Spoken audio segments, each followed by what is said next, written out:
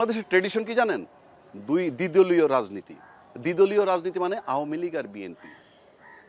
আপনি সব নির্বাচন বাদ দেন, ৯১, ৯৬, ২০০১ এই ৩টা নির্বাচন যদি ধরেন, সেকেন্ড টাইম কেউ কন্টিনিউ করে নাই, অল্টারনেটিভ হয়ে গেছে।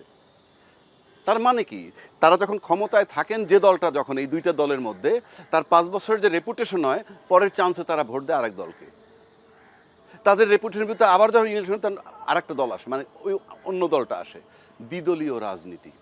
এই দ্বিদলীয় রাজনীতি তাদের একটা অলিখিত আন্ডারস্ট্যান্ডিংও আছে বলে আমার কাছে মনে হয়।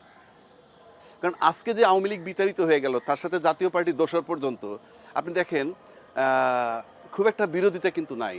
যারা বিরোধ করলে পরে বড় একটা কিছু হয়, তারা কিন্তু বিরোধিতা করছে না।